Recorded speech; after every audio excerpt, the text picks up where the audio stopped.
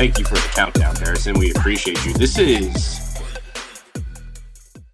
a new podcast for those that have not been listening. This is We Hate Gleyber Torres podcast.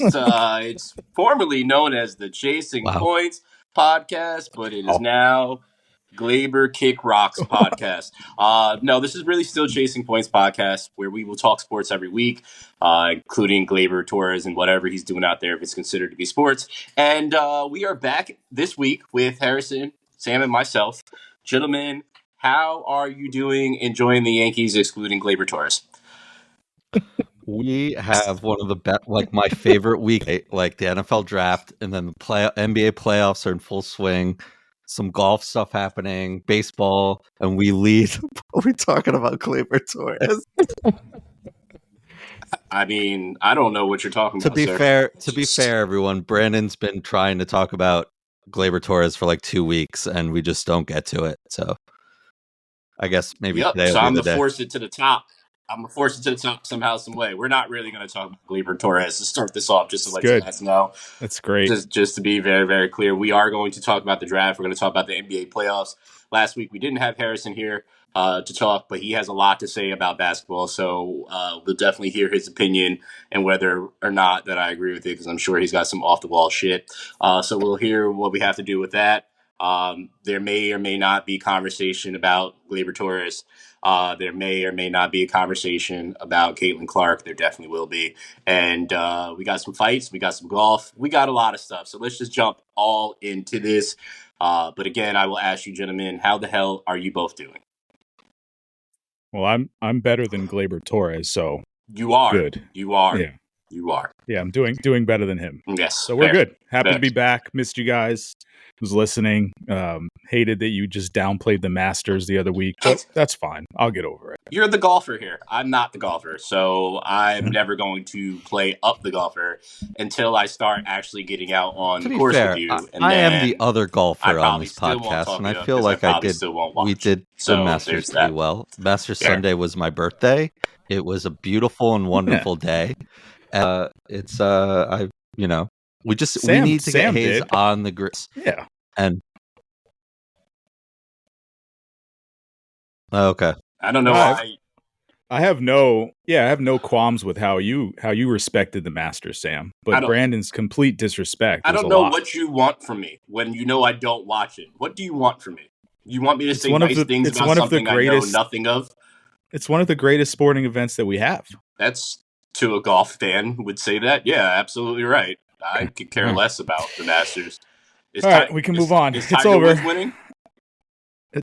He's done. Tiger Woods is done. Well, I'm done too. Yeah. I'm done with Tiger. I'm out of there like he's out of Nike. You know what I mean? That's it. So, this is what you brought out of it, sir. I didn't do this. It's what it is. It is what it is. So let's get into the mock, or get into our mock draft, the chasing mock. That probably didn't go over well, but whatever.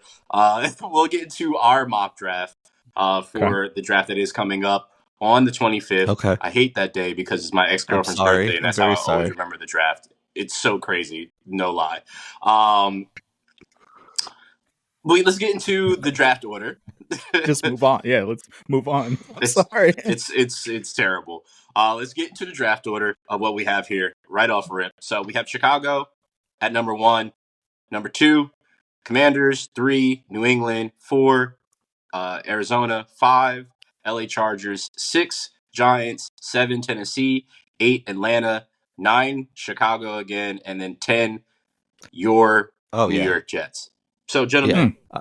I'm still... is it safe to say... I still think that Chicago could have played this a little closer and I think it's safe to say not that. Traded Fields yet and so we can move the whole on thing, but it's Caleb. It's Caleb. It sounds like it's all but done, right? So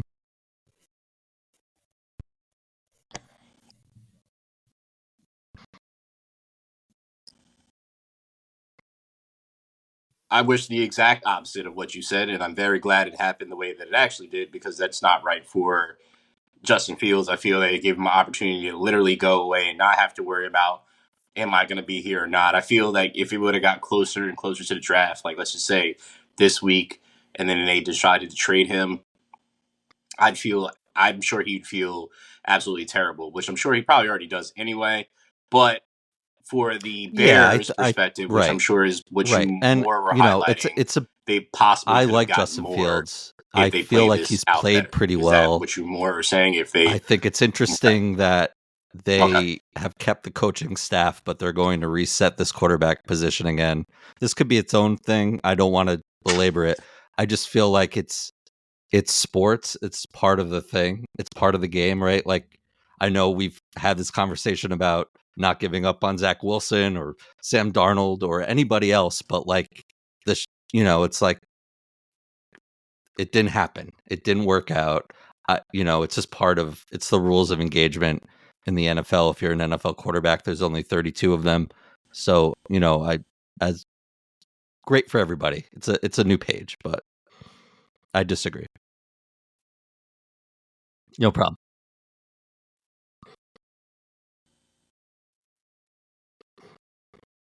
Thank you for that, Sam.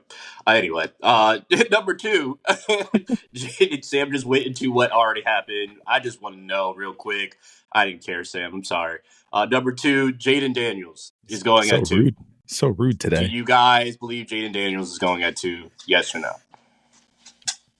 I think from all the reports they're saying they're pretty locked in on him. I like Jayden Daniels. I like Drake May more. I could see. I see Drake May is maybe a better fit for the Commanders just because of his size and the way he throws the ball. The Commanders kind of already did this with Robert Griffin III. It seems like they're just playing it out over again. But all the reports seemingly have the Commanders taking Jayden Daniels. So I'm not plugged in, so I can't tell them differently. Before I hear what you think, Sam, why would you take Drake May? I feel like Drake May. Yeah, he got just traded, real quick. I feel like Drake May would be, what's his name that is there right now with the Commanders from North Carolina. Oh man, Sam Howell. Yeah. I feel like it'd be the same thing all over again. Not just because he's a white quarterback. I just feel like it'd be the same thing. But why do you feel? Well, yes, exactly. Why do you feel that he would be a better option? I just don't love Jayden Daniels' side.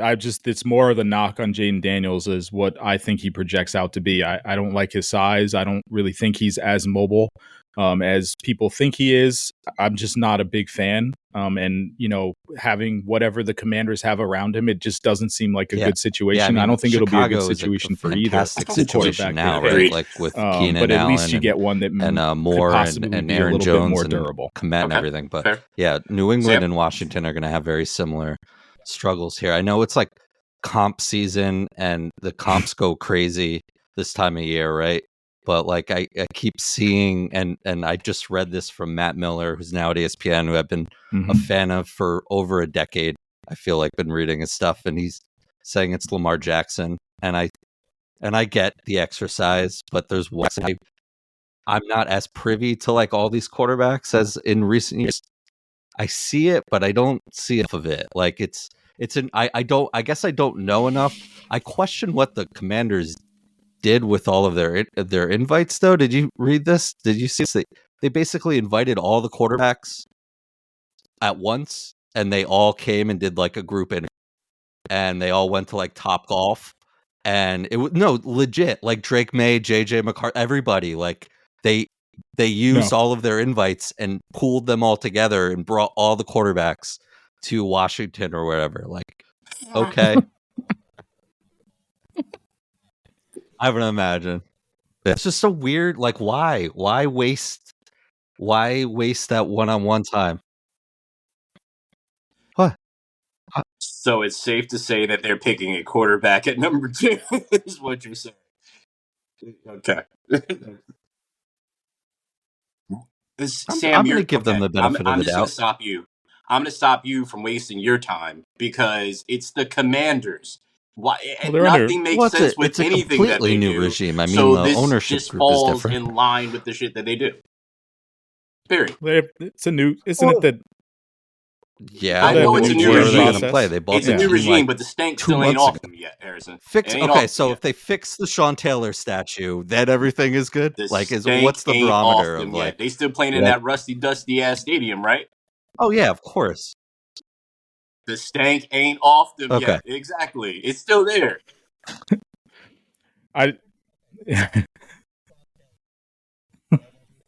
Yeah, it's no, ideal. the field is terrible. FedEx Field is terrible. It ain't nothing about the statue. It's just the field. Yeah. So when they fix that, then I'll say the stank is completely gone. It's not. Yeah. I just feel bad for whatever quarterback gets drafted to them. To be honest with you, I agree. But like I said, if it was me, I would take the more durable one that seems to have similar upside. I think they're both very comparable. I guess it just shakes out which team drafts them and how their careers shake out, because we go through this exercise all the time with the draft, but it's really proper fit. Proper fit means so much, and you could be as good as possible, but if you have no proper fit and you're not in a place where they're going to build around you or have the pieces around you already, you're doomed from the start, no matter how talented you are. I'll say this: that's more the reason why I go with Jaden. There's two reasons: is that I do believe he's better than Drake May, and also the schedule that they played. Drake May had a hard time against Virginia. The comp that he played throughout this year is completely different than the comp that Jaden Daniels played against at LSU. And then he has excelled in reading the offense and being able to throw the ball. Yes, his size is different, but you can put size on. Yeah. That is able. But I feel that he is definitely ready day one for them. I still am going to firmly say what I said to Sam. I don't know if you were on this episode or not. I still believe that Caleb Williams is going to be a bust down the road, but I'm not changing that. Sam, you've heard me say that, right? I have not changed from that. Period. Why? I just don't. I don't believe in him. I don't believe in him. I really don't. That's crazy. He's a guy. He's literally. Yes, he won a Heisman, but his teams went nowhere. They had nobody. Okay, so he's the guy, though. And he's also now followed arguably the best coach. Well, now he's probably the best coach in combined football, for 93 touchdowns in 2 years. And you follow him all the way to USC, and then you have this terrible fucking version of a season, and this is what we get from him. Like, I've watched him whine and cry on the sideline when things aren't going his way. I don't believe in his character for that. They were putting up 40 plus points a game, scoring 50 points and losing. And still losing. Like, that's not his fault.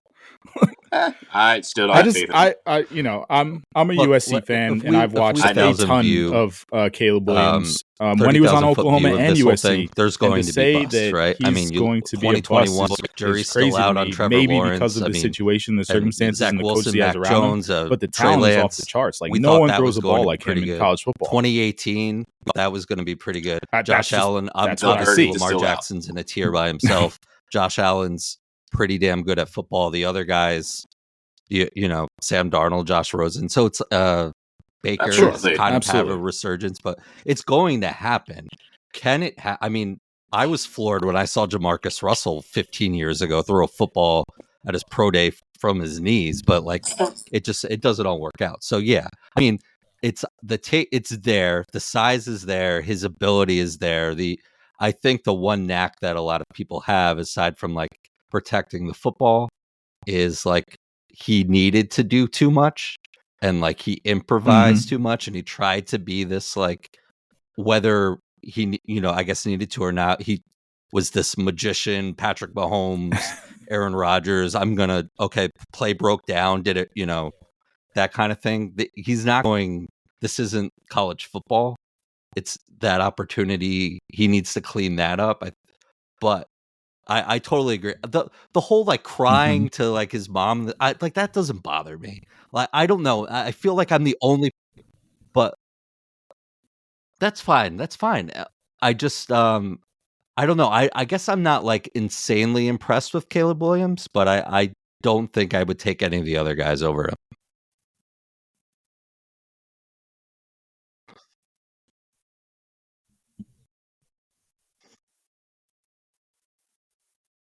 It doesn't bother me either. It's just me just throwing a jab, and I don't care about it.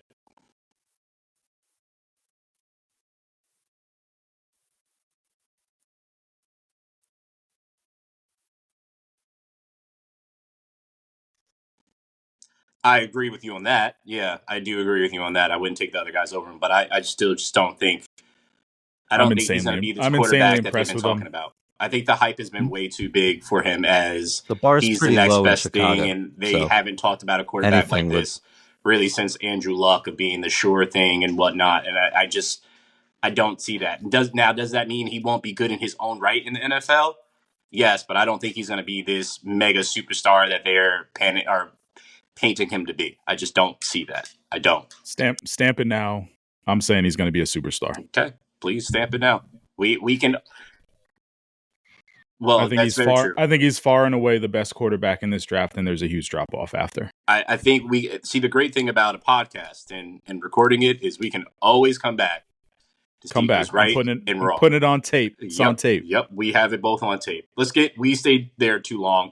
Actually, it was great. It was absolutely great, gents. But number 3, I mean, we talked about the 3 quarterback. This is what matters in this draft. Where these 3 quarterbacks shake out. After that, it's pretty much a normal NFL draft. Well, I think that good talent all over the place. Pick number 3, I think it's pretty much interchangeable between Jaden and Drake. It's really just who the Commanders want, because they have their pickings after Caleb. They obviously know they're not getting Caleb, I think it's just really you're in a spot now where I know there's been stuff floating around today, like the Patriots are, but I mean, Drake May could go trying to move 3, the pick, and Jonathan Kraft's going to really be involved with this. But this is kind of like the situation last year. I think with the Commanders are set on taking Daniels. Okay, Houston. Maybe they were going to take Bryce Young. Maybe they weren't. Whatever. They looked out. They didn't have to pick, right? Like C.J. Stroud was there. It was the right move. New England has that luxury, one way or the other, of being like, okay, well. The decision is mine, because there is a gap, in my opinion, too, between Drake May, Jaden Daniels, and then, Penix or JJ or whatever. So they're in that situation too. But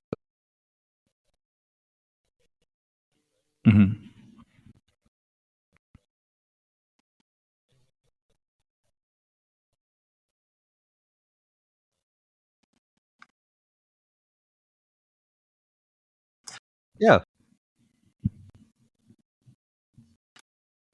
Didn't work for Adam Gase. Didn't work for Adam Gase. Shout out to Lovie Smith. The Jets won this game against the Rams. They weren't supposed to. And CJ Stroud. I'm just saying. Follow the lineage. I'm just saying. Follow the line. If you did, I have to send you both a video of showing you exactly how the Lovie situation of not playing to lose changed everything for them. So, at number 4 is the Arizona. What happened? Well, listen.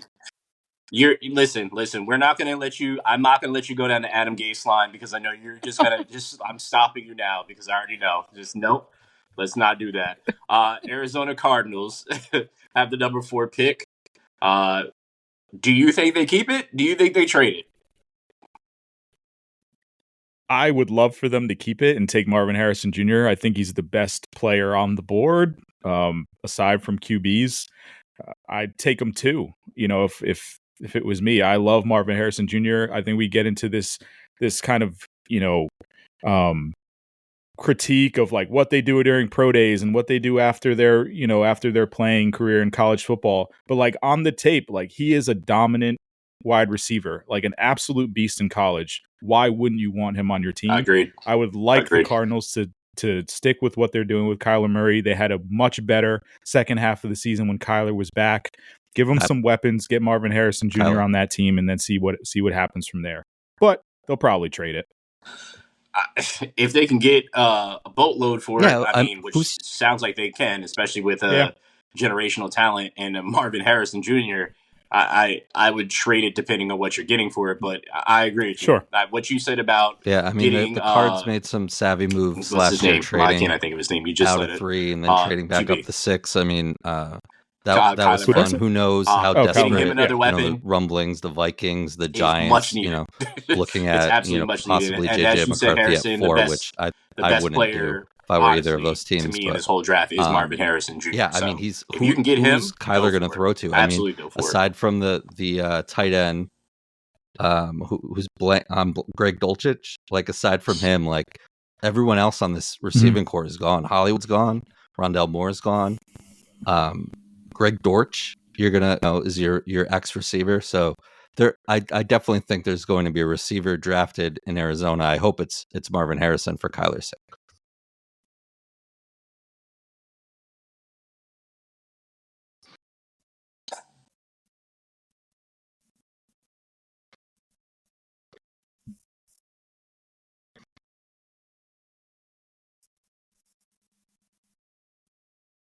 Mm-hmm.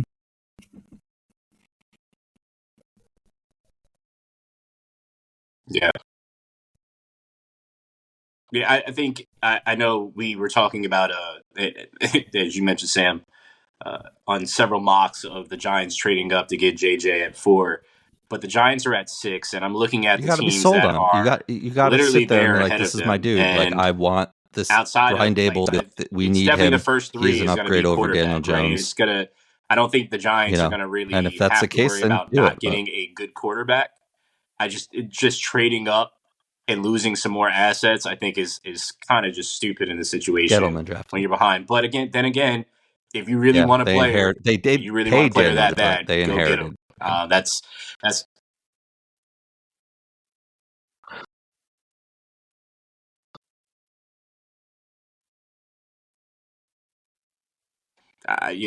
I'm just what the current GM that's there right now was the GM that drafted Daniel Jones, or was that Gettleman? No, he didn't draft. The current one did not draft Jones. Okay. Yeah. Okay. Cool.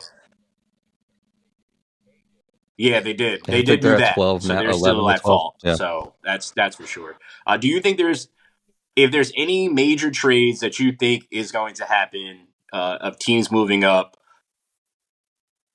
What team do you think it would be, and what do you think they're trying to do? You have those receivers. You have those inclination I'd of what is probably say Minnesota. I mean, I've heard some I would say the Vikings Vegas moving up to pick a quarterback quarterback too, is but probably going to happen. You have those receivers on I think rookie the deals really still in JJ. Minnesota.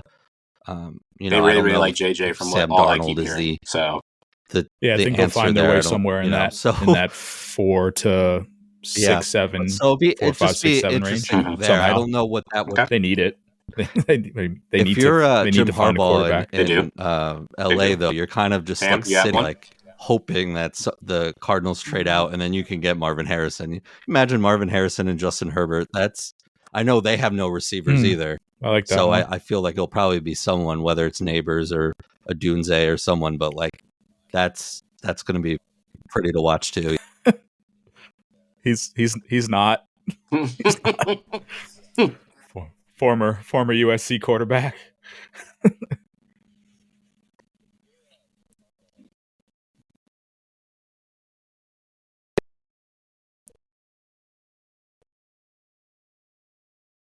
Yeah.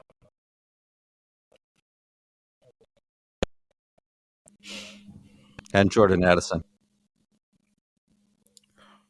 It's like the biggest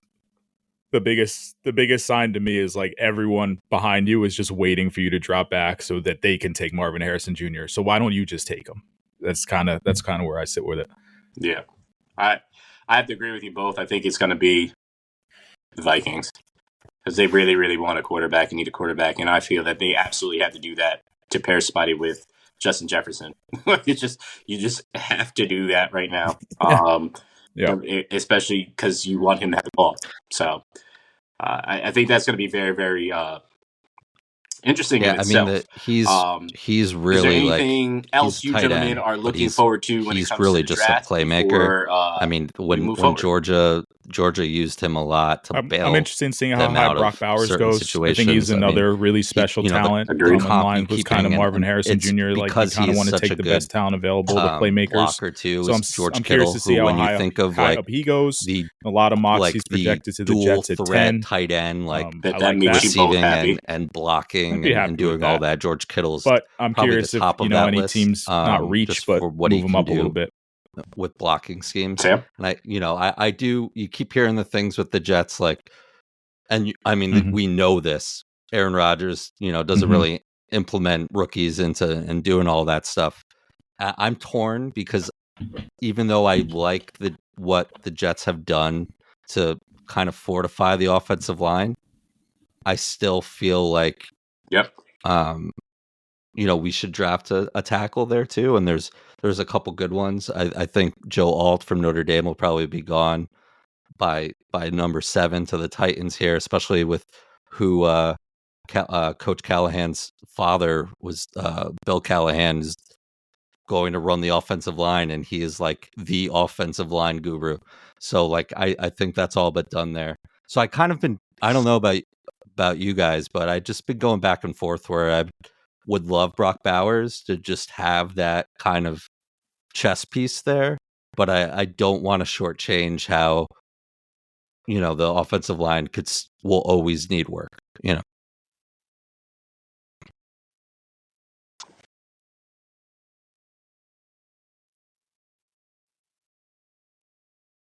Yep.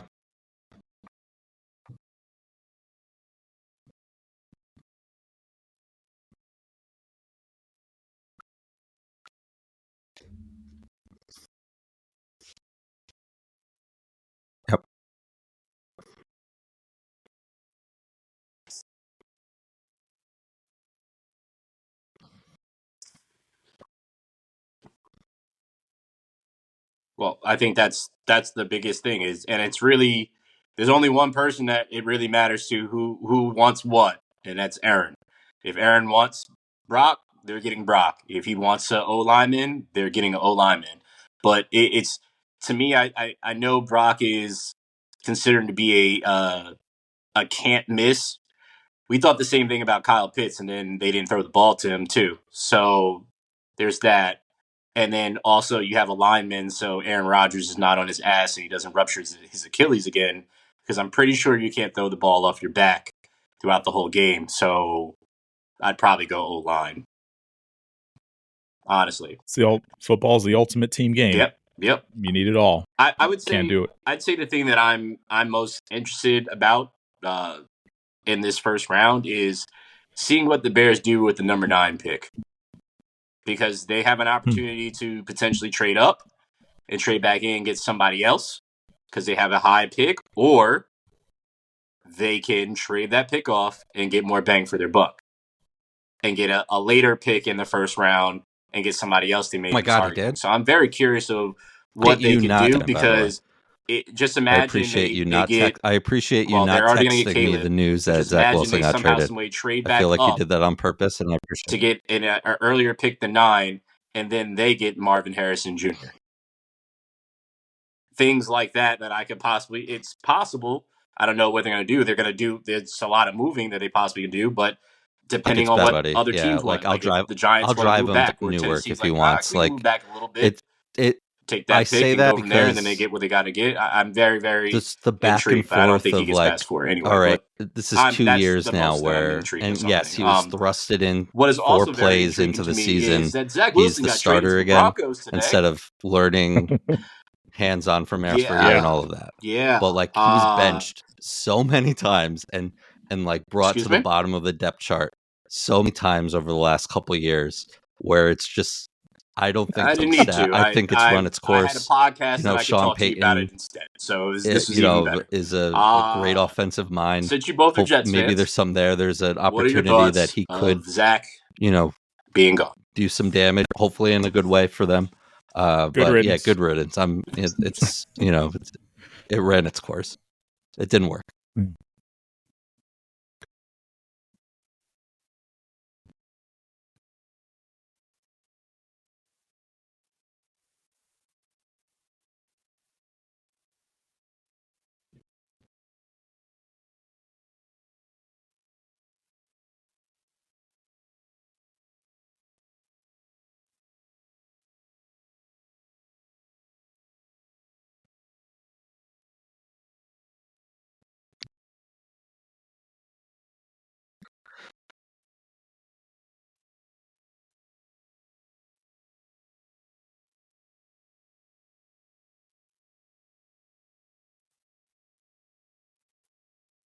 I think I have Jarrett Stidham.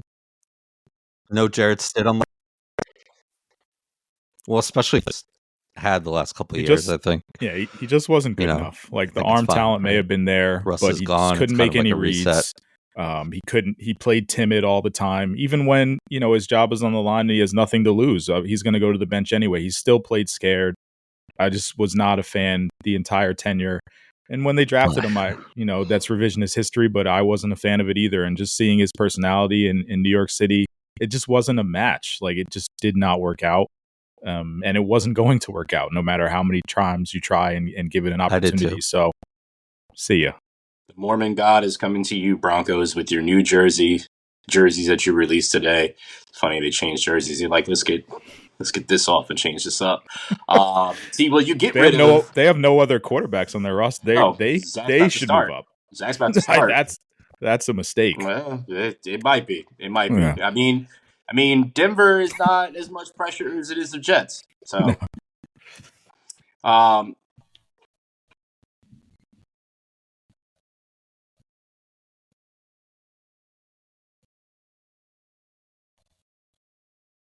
just restart it. Start it up. Sure. Good luck to Denver. Yeah. Well, good luck to you guys, because we're staying here with the Jets, and your current quarterback can't shut the hell up, can he? This is going to be a fresh reaction out of Harrison because he hasn't heard anything about this. So when you put this on there and I read it, I don't know why I thought Alex Rodriguez. Well, our quarterback of the future is not currently on the roster. What did Alex Rodriguez do? But the quarterback of now then I is put on two the and roster. together. I'm like, oh, we're in the football section. So it's Aaron Rodgers. Yes. Yeah. Do we have to do this? We do. Aaron Rodgers, amongst many of the other things that he said, has now flat out said, I want to get spicy today, flat out and said that HIV was created by the government. And, of course, as most things that Aaron Rodgers good friend of the podcast, in recent Dave, memory, sent me that it is same literally exact putting tweet that you sent me, Brandon, a couple weeks, last Tuesday, and my response sure enough has done that. was the same to you. I just bring Brandon, this on here I don't because have the I am bandwidth today to entertain the thoughts that have come out of this idiot's mouth. I texted the same thing that you did not listen to it. I co-sign with Harrison here. Aaron Rodgers just wants everyone to know that he thinks differently. He's the smartest person in the room. And in between the white lines and on the football field, how do you feel about this as the guy that represents the franchise? He's brilliant. He has, one of a kind. He's walking. He is prime stepping into the Hall of Fame without question. He's one of the most athletic and talented. I like what you did there, but if they sign him to another contract, he's still a future he's done a lot to change. I would say the game. I don't say it all the time subscribe before. to the shut up Mahomes, and dribble mentality. Aaron Rodgers is that Aaron Rodgers is free to say whatever the hell he wants and from however the hell he wants to say it. I'm also free to just not pay attention. There, I can't do it anymore. Last year, that's where I'm at. Near killed me, man. Like just between oh crap, this guy really is going to be our quarterback, to buying in and then everything just evaporating, just like his Achilles, and then having to go through all of it. I don't have the bandwidth. Maybe in August I'll jump on this microphone and be pounding my chest and be like, guys, this is it. We're bought in. We're all here. Clip it. That's fine. But today, April, whatever, I don't have it. I didn't even listen to it. You could tell me, Hayes, you could completely make up the next 5 things he said and I would believe you. No doubt. I can't do it anymore. I just can't.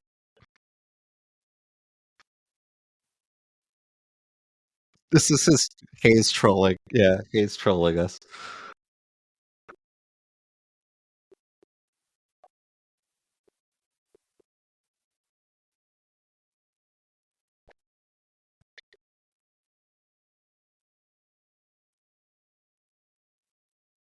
When Matt Nagy was fired, we were both pretty happy.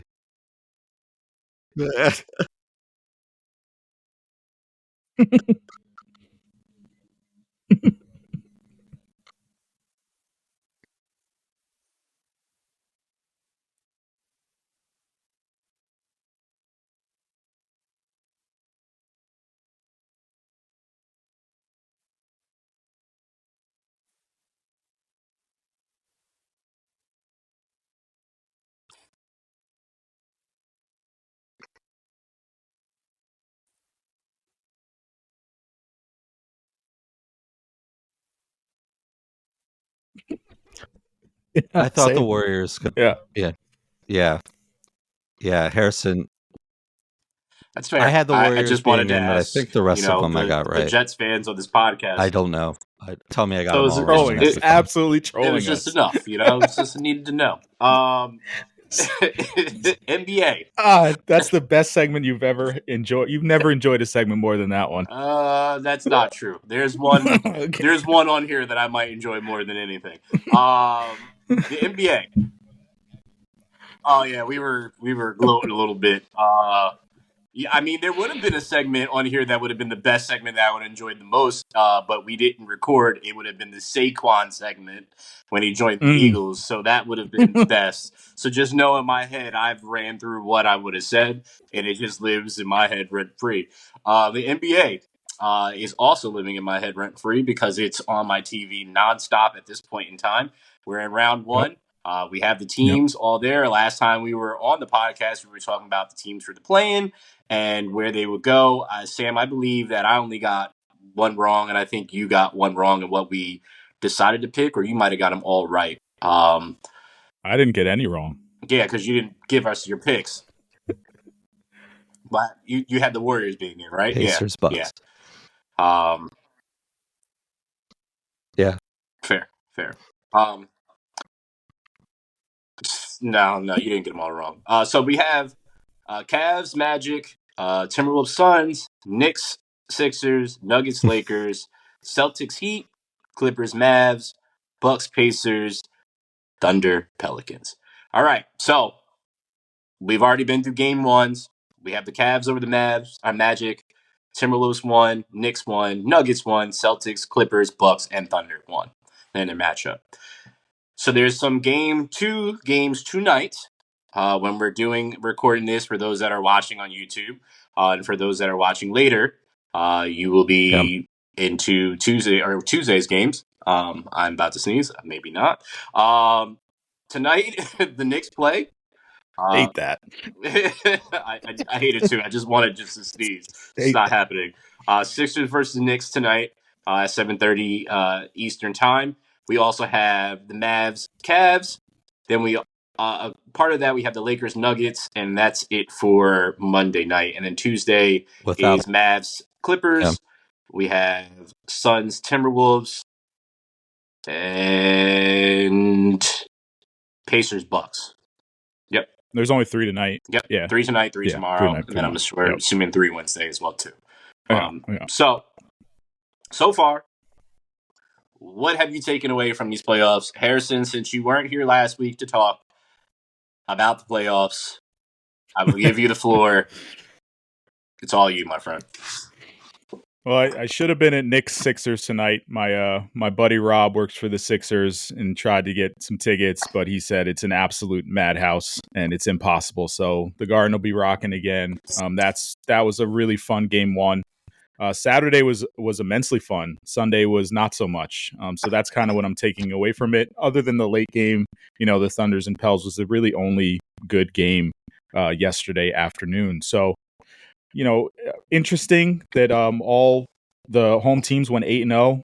Kind of obviously very chalk down the line. First time that's happened since I think 2011. So, what surprised me most was the Clippers dominating the Mavericks. I thought the Mavs are better. I think they will be better, but how the Clippers basically just kind of bullied them and punked them was interesting to me. Yeah. So I'm intrigued by that series. Yeah. So I'm intrigued by that series going down the line. Everything else was kind of predictable. The Magic they looked young. They didn't look ready kind of for the moment of the playoffs. And Edwards, obviously, with a big, emergence for the Timberwolves. Knicks 76ers is going to be a battle as long as Embiid stays healthy. Well, let me stop you for a second because you said everything is predictable. So you thought that the Bucks were going to beat the Pacers up like that without Giannis? No, definitely not that one. That one I had some concerns. Okay. But the Bucks are the more veteran team. The Pacers are very young, and the Pacers have not been as good as they have been since the in-season tournament. They've just been a different team. Halliburton has not been as good, just point blank period. And they are young, so I don't want to say I would have picked the Bucks, but they do still have more experience, and they are still a very good team even without Giannis. And why they are a championship contender with Giannis, even though they haven't put it all together. So, a lot of predictability, but that's kind of always the way it is in the first round. Yes, I agree. 1v8, 2v7. So, yeah, that's kind of some of my takeaways. I think the biggest takeaway for me right now is the game that I'm talking about tonight. That's going to happen in a few for us, but the Sixers Knicks. Yeah, and it's one person that is only revolving around, and I believe Celtics. I said that's assuming the Celtics win out until the Joel Embiid. His health. No. I mean, this is the first time this man dunks and then he goes down like that. Like it just was that's not great. Did not look good. And it's a difference between being in playing shape and then playing. I know everyone's really high in New York right now, and like the vibe's good. And from like watching all these years, that's a different type of physicality than it is during the regular season. Yes, I agree with you wholeheartedly. Because all these teams are fighting. If the Knicks to get somewhere. don't make it to the conference finals. And so that series, by losing to the Celtics, I was very curious, but it's if this there's a lot of questions to be answered. The way that it possibly could for the Knicks could be in the conference final. Like the Sixers did a good job of kind of limiting Jalen. Depending on what happens to the Bucks Saturday, obviously they're Saturday? facing the Sixers. Yeah, injured. Saturday. They have an opportunity still, like, to just get everyone right else up to the Celtics and just wait and have that role, which would be Hart made some great shots. I mean, to see how that pans out in itself. The team has bought in. They're playing really well, especially like because Jalen you're not a Knicks having fan that crazy if night the that he's had seemingly every night for the last couple months. One of the biggest mistakes in franchise history. Found a way. Yes, Embiid is a difference maker. I don't see this being as easy next year when healthy. If those key players are healthy again next year. Did they rush him back? This is is he going to be the same? Golden opportunity for the New York Knicks to play tonight? I heard he's to get sick. To a place that they have not been. That's huge too. He had a lot of run. I know the Knicks out rebounded them. The bench outscored them by a mile. No, he's talking. They played really well. They would have Bucks I'd be Pacers. Really worried about. They'd have Bucks Pacers next. But yeah, the expectations for the Knicks are sky high, and they should.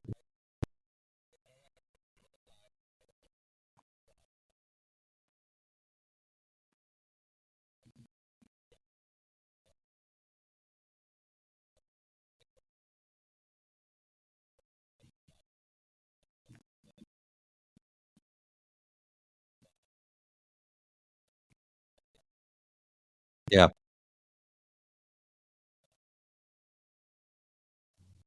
Mm-hmm. Yep. Yeah, it was Saturday. Yep.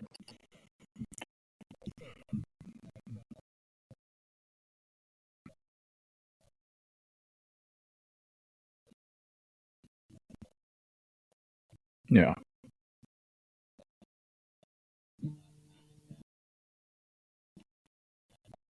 Yeah.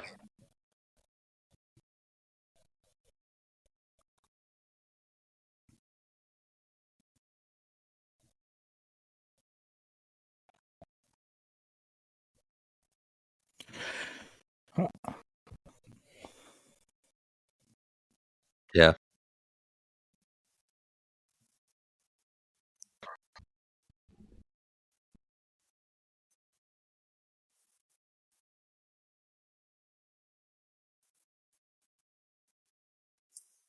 I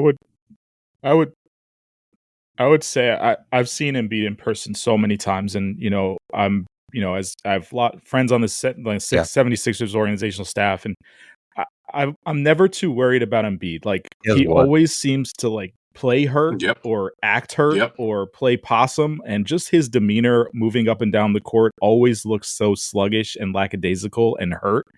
So I'm never quite sure like what his 80, 90, 70% is. I'm never quite sure. But, and him just coming back from that dunk and that looks disastrous. He's just back out there the second half. So picks and everything for the Knicks, to get I think this round is a much tougher test for them. Yeah, totally. Obviously, dependent on if Giannis is healthy for the next round. But if Giannis is not, if they can make it through the 76ers, which I think this will go 6 or 7. I think this will be a very good series. If they can make it through the 76ers, they really should have their eyes on making it to the conference finals and competing with the Celtics. That their team is that good, despite the Randall injury, despite what they have. They are very good in how they match up well with the rest of the bracket. So Yeah, I'd agree with you, Hayes. I wouldn't say monumental disaster because they still have the ability to move pieces and do different things in the offseason, and they're on the way up, and they've done things the right way as an organization to build for years to come. So it wouldn't be a complete disaster, but it would be an opportunity wasted. It was I huge, wouldn't even be surprised, to your point that we just said there, I wouldn't even be surprised if Donovan Mitchell somehow made it there next year. And I don't know, he's technically a free agent, right, after this? No, he has one more year, but if he says, I'm not resigning, they probably should move him. Yeah. I see him on the Nets. I don't see him on the Knicks. I don't think he fits. Bring him to the Nets. I'll take him. I'll gladly take him. Come on. As you should. I don't see them out here all this. You know what I mean? I don't see them making a play. Him and Jalen Brunson are redundant to me. Yeah, I agree. I just want to touch on a They are. Yeah. Yeah. They can make better moves, I think. I think Mitchell would be it would be nice to have, but it's kind of an embarrassment rich as a guard. They could play that better and line themselves up for something different. Agreed. I just want to touch on a point of what Sam said about how well the Sixers played Jalen Brunson. The Sixers have played Jalen Brunson extremely well the whole entire season. Oh, yeah. This is the team that he struggled against the most throughout the whole entire season. But the problem is you got DiVincenzo, who is the second best three-point shooter in the league outside of Stephen Curry that can knock down those shots. You have Josh Hart that has stepped up. You have, again, I think it's not talked about enough because Brunson is doing his damn thing, but Anunoby is such a big pickup for them. So good. It's a huge pickup for them, and it's not talked about enough.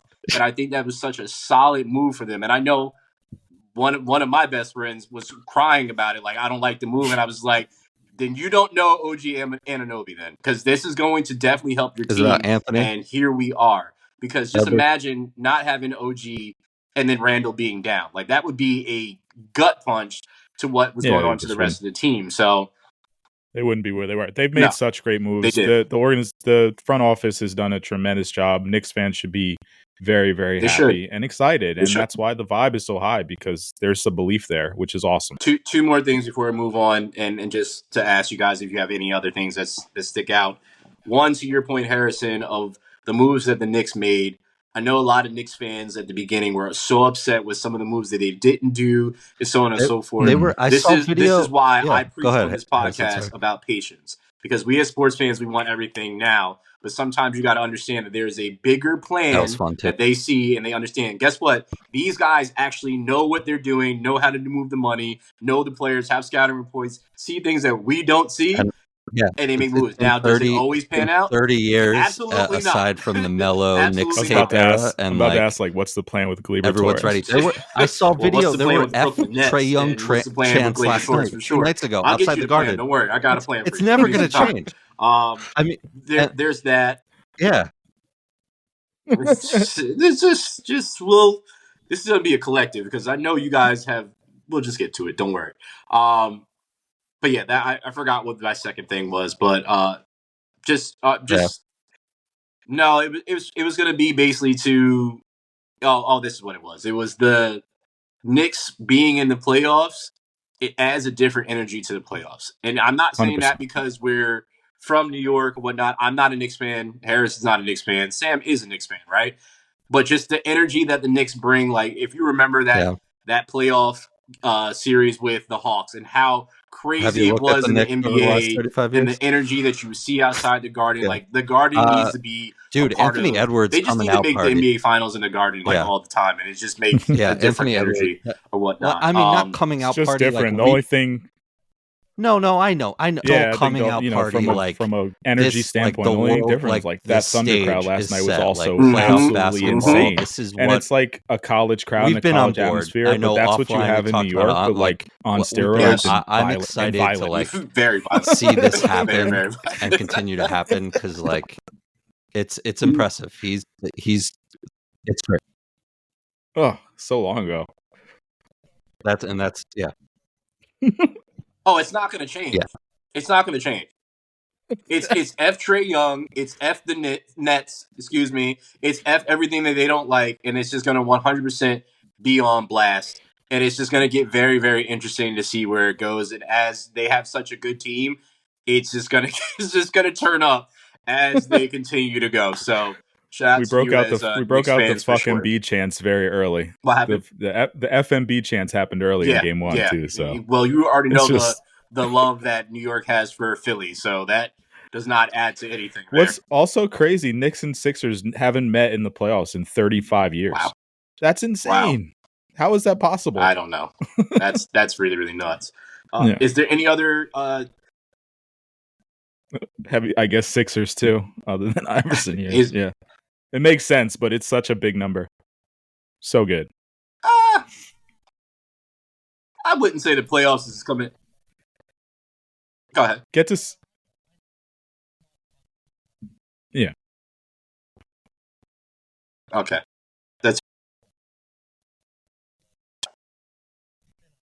Yeah.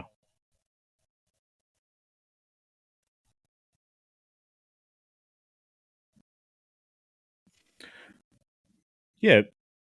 There's a different level of energy when the casuals get on board with someone. You know, obviously the basketball world has been plugged in with Anthony Edwards, but getting him on the playoff stage for people that, you know, may not watch on the day-to-day basis and having him show out like that, like, he's awesome. He's so good. The fact he's going to be really good. He's not even the best he can be yet. In 2 years, he would be the best player in the NBA.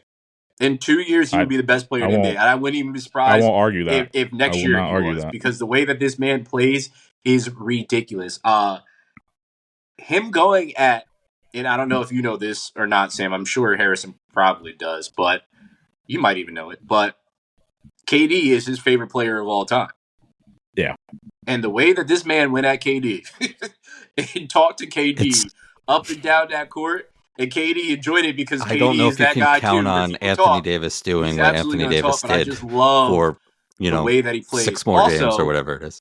Maybe an unpopular opinion, but the best basketball sneaker in this season, period, is his sneaker. I don't care what anybody says. Yeah. That sneaker is the best sneaker. And in my opinion, is probably the best damn sneaker Adidas has had in years. And I know there's some heaters out there. I don't really like them, but this is my favorite in years. This is the only one I've ever wanted to buy. Let's just put it that way. It's good.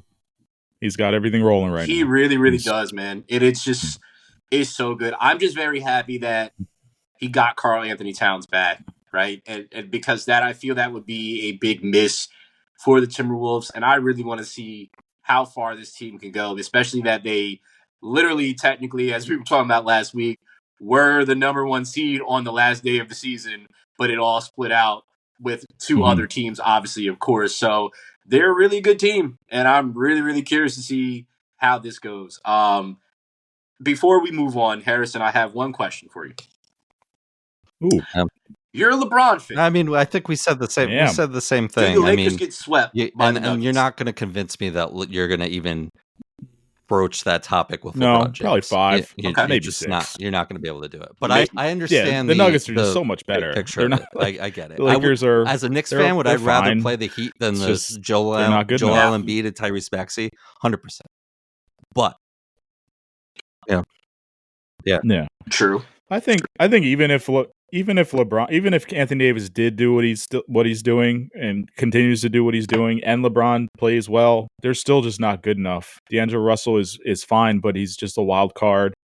They're just not good enough. So I'll ask you this question that has been the topic of discussion on multiple platforms. Do you think the Lakers should have lost the first game and played to win the second game so they could have avoided the Nuggets, who seems to be the team that now at this point has beat them in 9 straight matchups? No, I hated that argument. You're going to have to beat them eventually.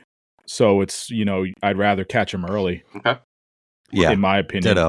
I thought that was so dumb. That was one of the dumbest. I saw Shady McCoy 24-hour sports media takes I've ever heard. I saw the viral stuff. Lose on purpose. I didn't know what was happening. Lose a play-in game. You have You have 48 minutes, and then again you'd have to play the Warriors, who played them tough all year too. I thought that was so stupid. I agree with you. I'm glad I wasn't on for that. That would have probably been a pretty big rant by me. Yeah.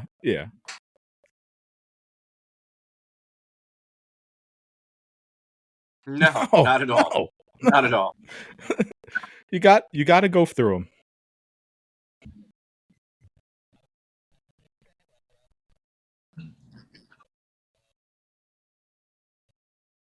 I just think you have to beat them eventually. Like even if say you get Pelican or Thunder and you do well, you're still gonna have to play the Nuggets eventually. Yeah. And then you're probably worse for the wear after that. You got Anthony Davis beat up by more playoff games.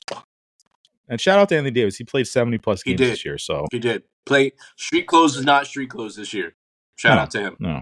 Shout out to him. So all right, let's get to Do You Care? This weekend there was some things that happened, and then also it was prior to this weekend some of these things. So first one, Ryan Garcia versus Devin Haney. Did either of you watch it, or did you see highlights? I don't know who these people are. Okay, Sam. Okay. Well, to those that watch boxing that are listening to this.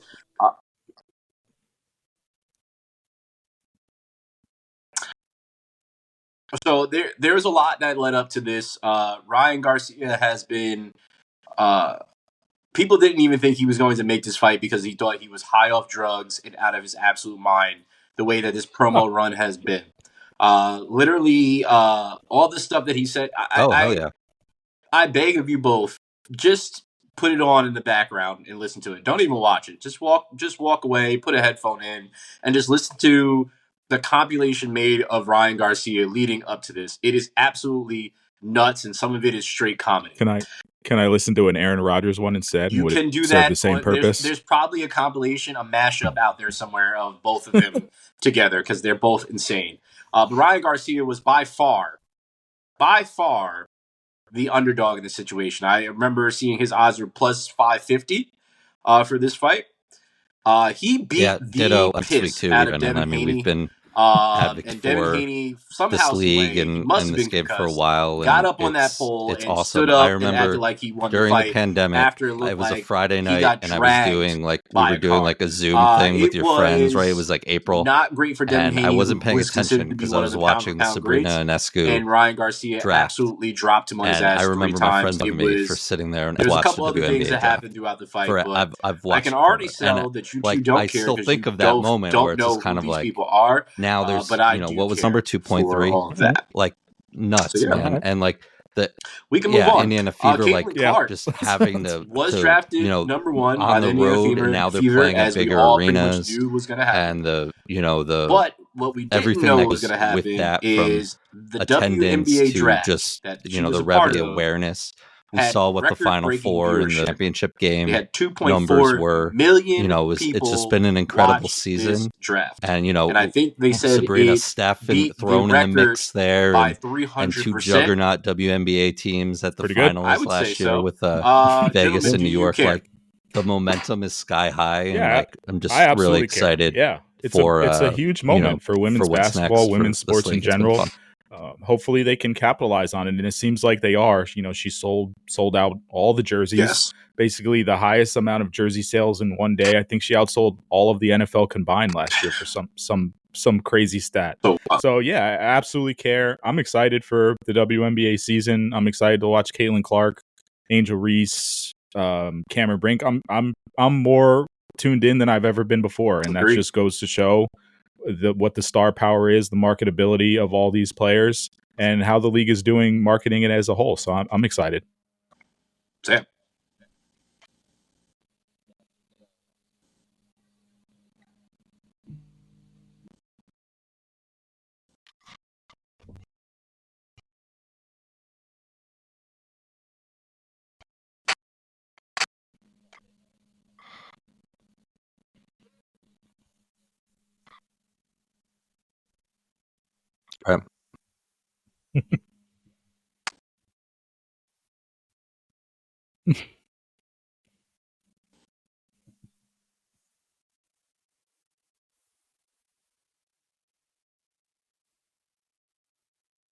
Good point, boy.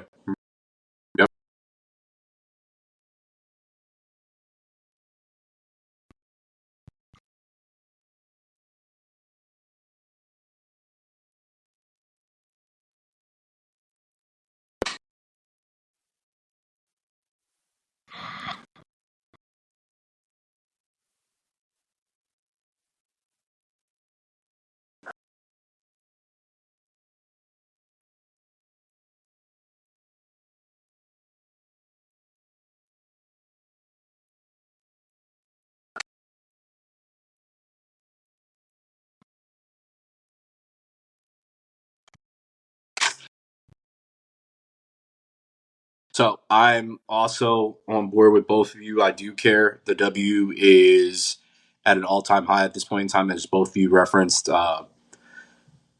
Just being able to say that I actually have a team that I like, which I believe all three of us are a fan of the same team, which is the New York Liberty, right?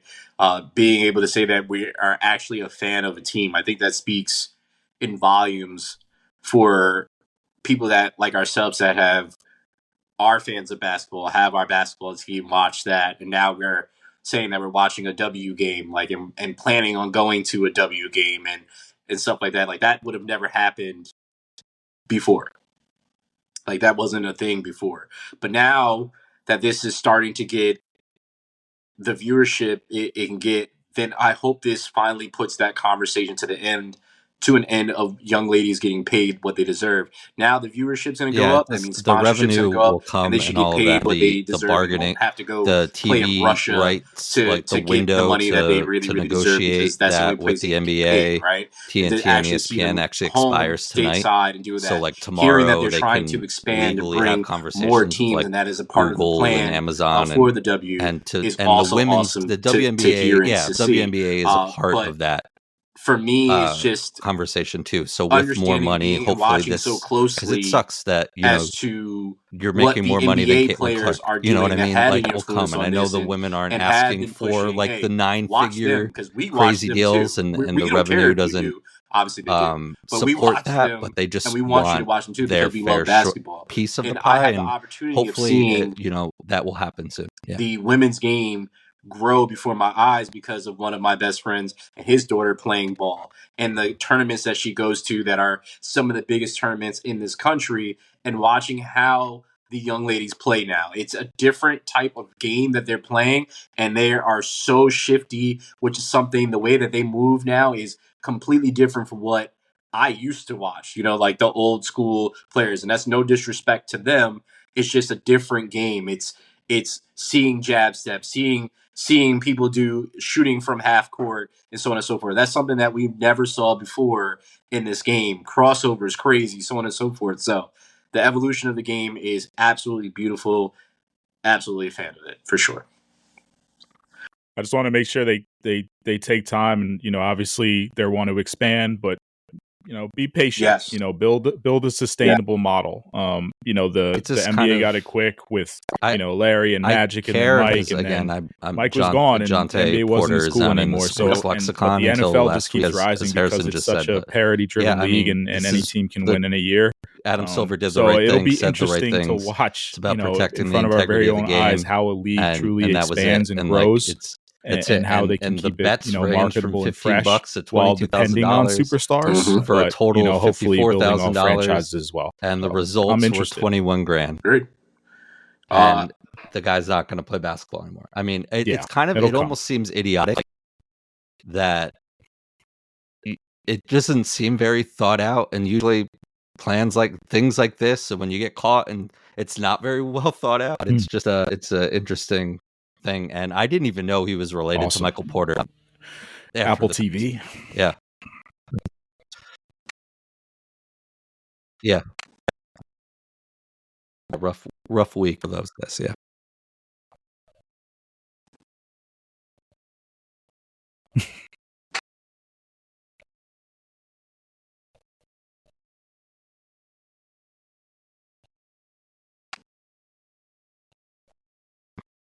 Yeah. It'll come. Jontay Porter receives a lifetime ban from the NBA for betting on basketball. The Porter brothers strike again. Gentlemen, do you care? Speed round.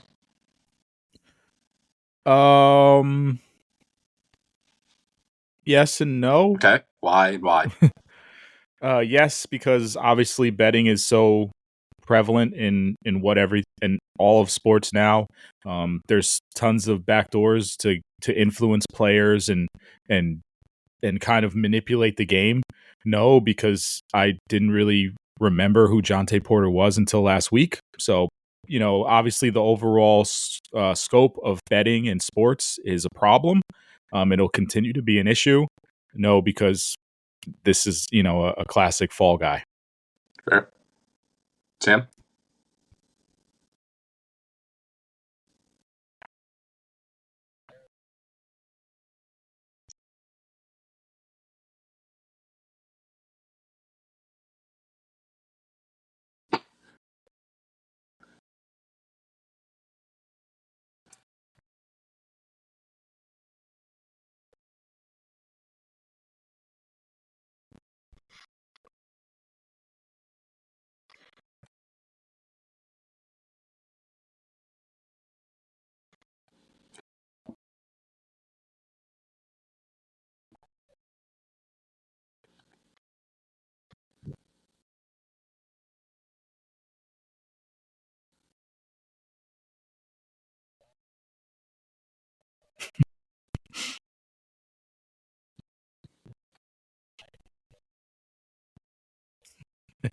Yeah. I forgot.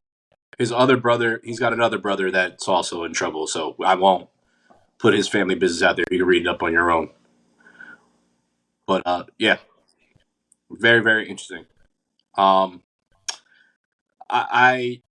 do care because to Harrison's point, I feel that he was the scapegoat in this situation. I did hear what Charles Barkley said, which is he wished he got a 5-year ban and to give this young man an opportunity to redeem himself. And I do like that empathetic approach, but the NBA wants to deter anybody from ever doing Scotty, this ever again. We talked about it. So I see both sides of it. About the Masters too, and it sucks. I mean, he's won $16 million in the last month. I'm sure somebody is saying that this is in the script, and he's really been just pretty good paid for a while. And on a side of the NBA, there's some not crazy much stuff like that. I'm sure there's somebody out there. His personality, as you mentioned, but he's doing just that. But he's as great. You said, Harrison, and so perfectly said. Definitely a favorite, and he's betting is just going to be a part of.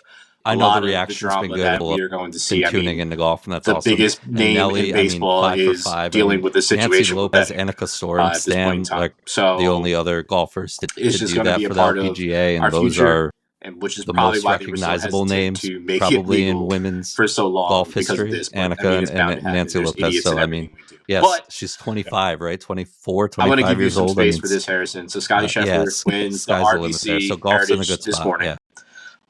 He won the Masters last week. Texas Children's Houston Open tied second.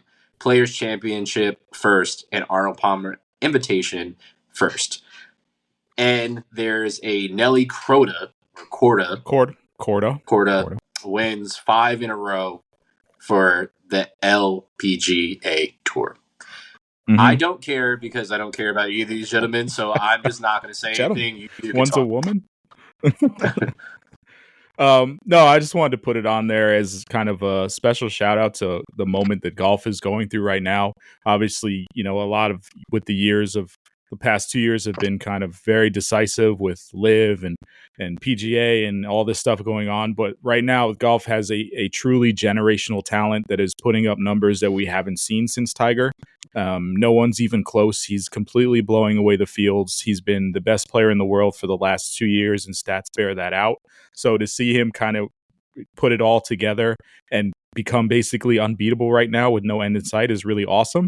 And then the same thing for Nelly Corda on the women's side. She's been kind of maligned for not putting well enough or not seeming to care enough throughout the years. And she's obviously a generational talent as well. But for her to put it together now too, and also win 5 straight is pretty awesome on the golf side to have a male and a female both completely dominating.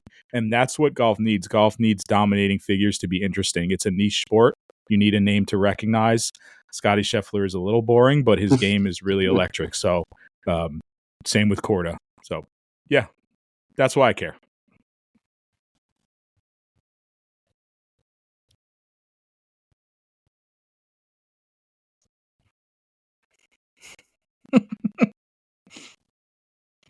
It's not bad.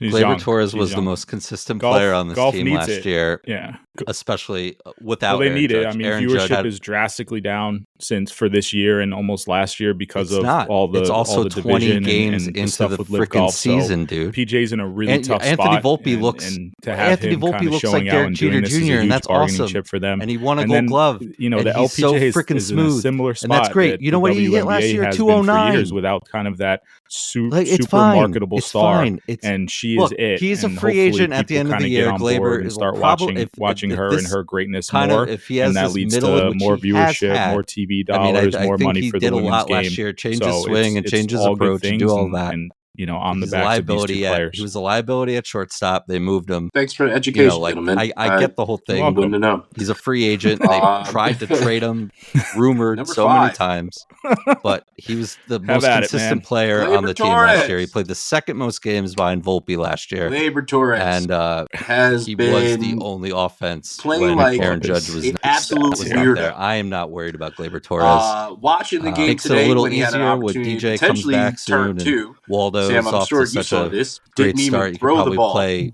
Spell Torres and play Oswaldo more at second base, or DJ at second base and do that whole thing. I don't know what he's doing anytime he gets into the box.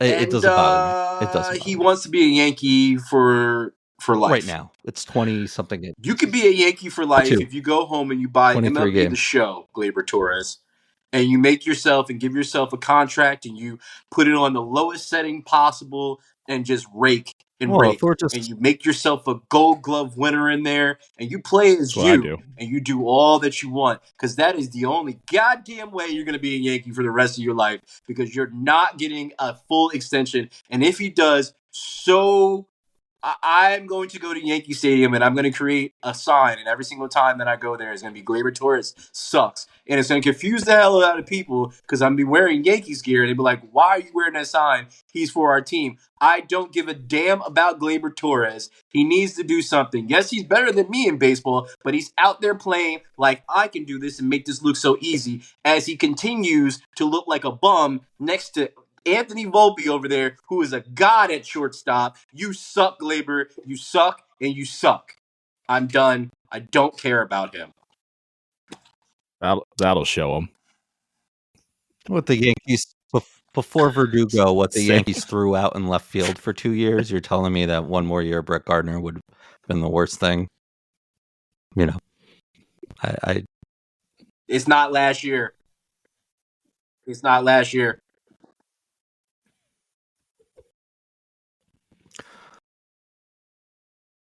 Look, in hindsight, for Gleyber, well, you would have hoped that it was going to be Peraza and Volpe up the middle, if and the one thing in hindsight, those rumors of still trying to get winner. Pablo Lopez from the Marlins, who's now with the Twins, and just got filthy stuff that has their ace in Minnesota. Like, in hindsight, yeah, you should have made that trade a billion times, but again,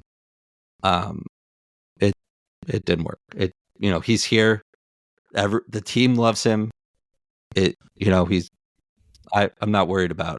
I'm not worried about him.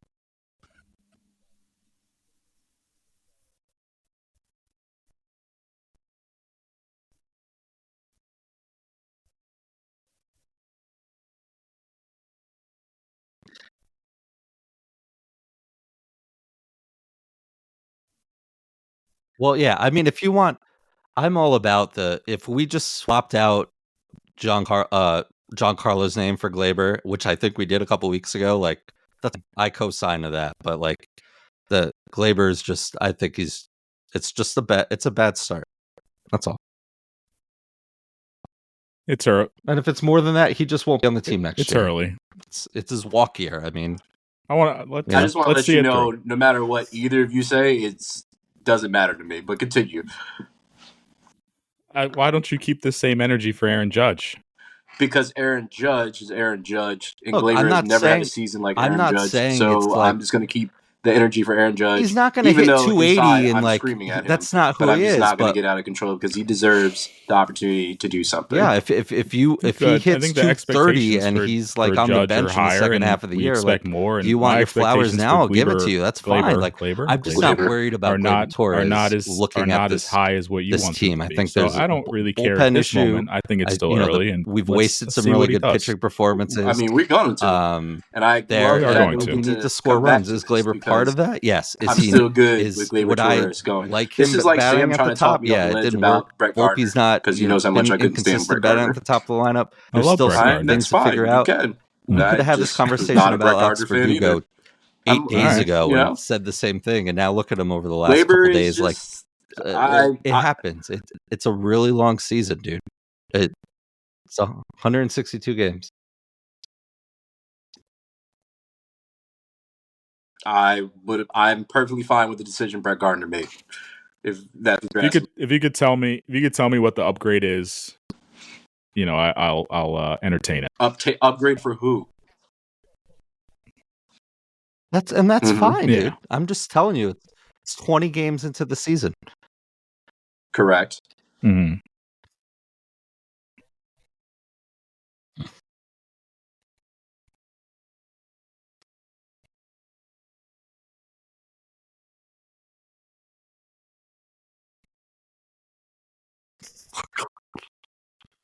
Hope John Sterling's okay. Gleyber Day.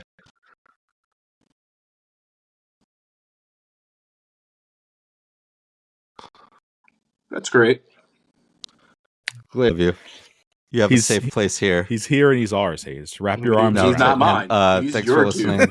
You guys can rock with Gleyber all you want. I will not. I'll sit this one out. Completely sit this one out. Thanks for listening, everybody. Wrap your arms around him and tell him on social media and YouTube, and tell your friends. Take a sign, everybody. Say Gleyber, I all love of that. Happy Earth Day. Mm-hmm.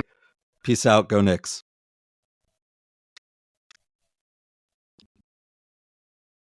Mm-hmm.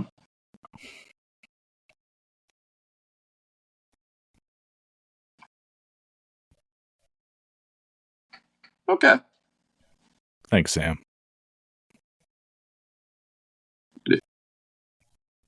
Yeah. Put up or shut up. We'll see what his numbers say at the end of the year. If they're on trend to what I think they're going to be, I will 100% have my parade on this podcast. 100%. It ain't about you two. I'm not talking about you two. I could care less.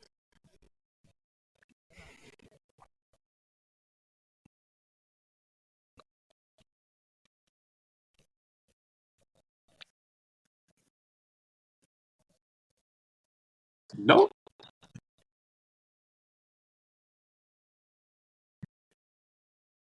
There is a bullpen issue.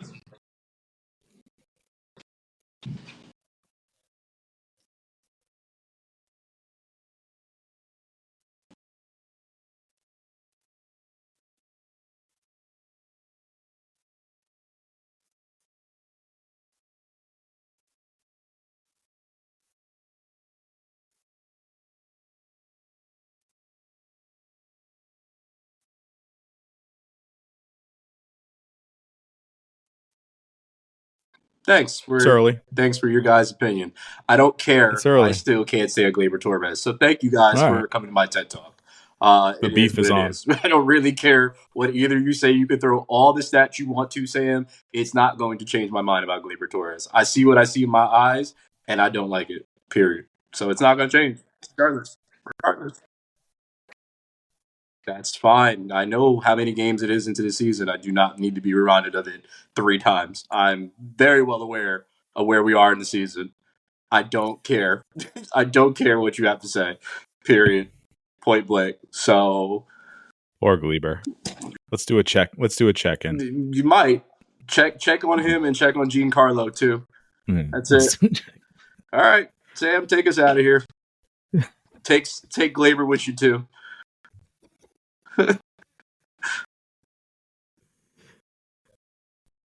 Yeah, with Sam and Harrison, not with me.